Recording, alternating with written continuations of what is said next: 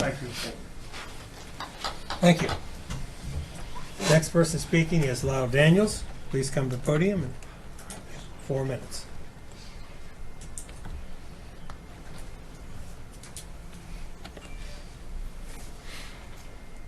So, thank you all for allowing me to speak.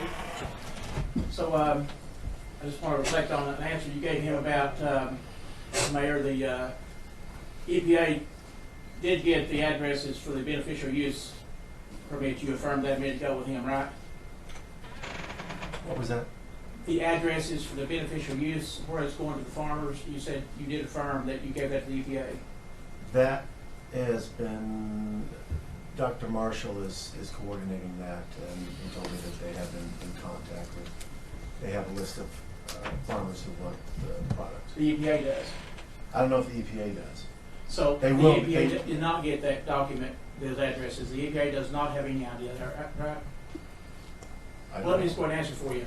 Chief Director Kelly Toth told me today that the EPA has nothing as far as addresses. They have not been given any kind of documents whatsoever. As a matter of fact, as of last week, I think it was, someone in here can verify that, there was a great panic that spread throughout the land of the water treatment plant of Mount Vernon about, we got to find these addresses where these things went to because they didn't take it before. And one of the reasons of that problem was because a certain director supposedly had shared that, come on in and get that stuff because he can load you up and don't worry about the paperwork.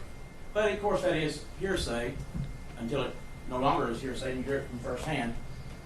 I do want to mention this, that on July the 12th, talking about the temporary part of 180 days, on July the 12th, Tom Marshall took me on a tour of the lime sludge situation and the water treatment plant and the lagoons.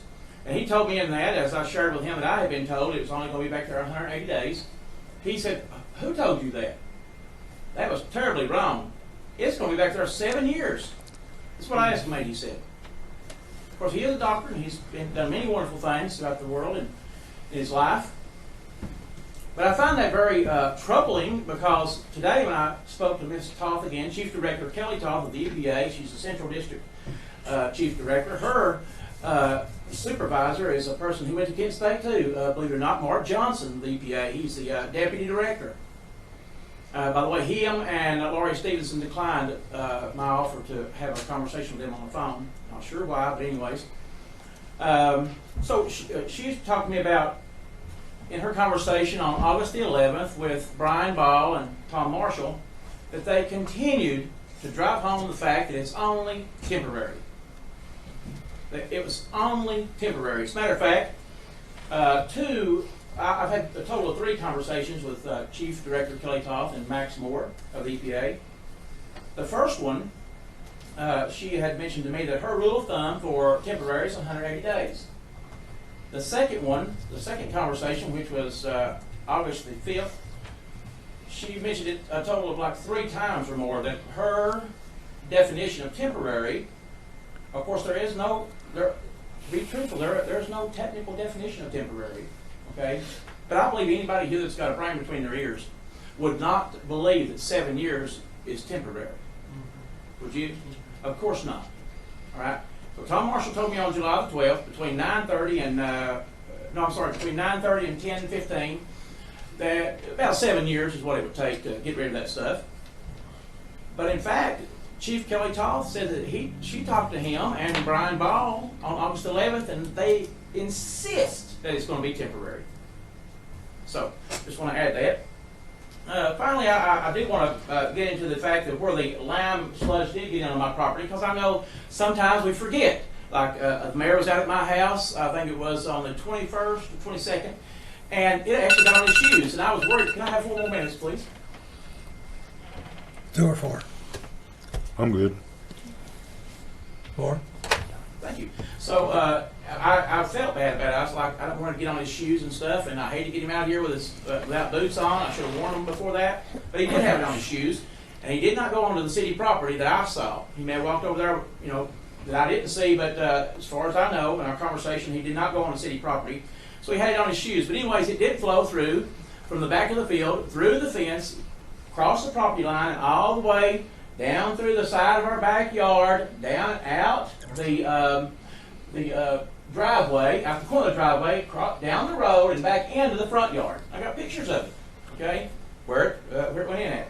And so, without a doubt, it's not disputed that it flowed through my backyard. I also got into our little organic garden as well. I've got some tomatoes still laying there, and I thought, I was told that it's okay to eat that, it's okay. And Tom Marshall wanted to drive home the fact that it's okay to have that, to ingest that stuff. But in fact, though, I want to bring up three things to you that it has, that actually, as according to right now, and I brought it up to the EPA today, barium, arsenic, and selenium, those three exceed the regulatory standard for moving a solid waste into a hazardous waste category. Barium, the regulatory standard is 100.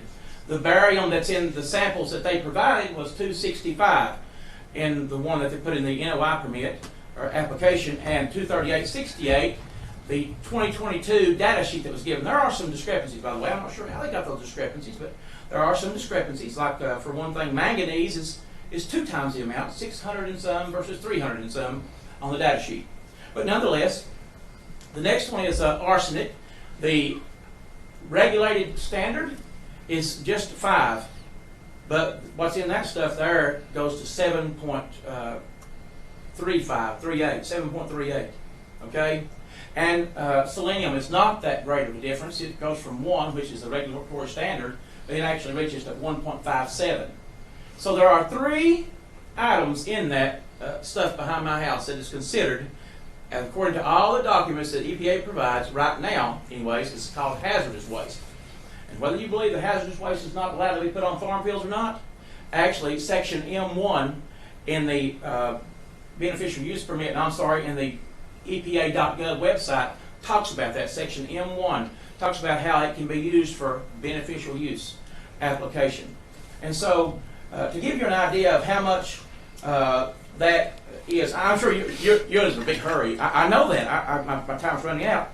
But I just want to give you an idea of how much barium that is, how much of a difference that would be. The OSHA says an 8-hour exposure limit for barium sulfite dust in air is 0.015 per million, parts per million, right? Well, I'll give you an example of what that correlates to with the barium that's on the property in a massive 60,000 ton amount there on 15 or so acres.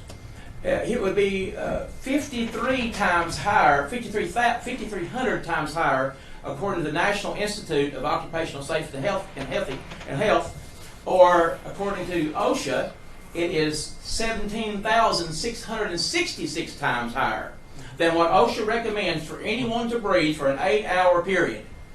Okay? Now, who here would ever think that that's okay? I have a 13-year-old boy, I have a 15-year-old, I have a 17-year-old, and a 24-year-old, okay? I'm 50, just turned 50. My wife is a little bit younger than me. Why should we want to die earlier? Why should we want to put our kids through that? Nobody ever informed us at all, okay? And if you want any of this information, you're welcome to just email me and get it. Thank you.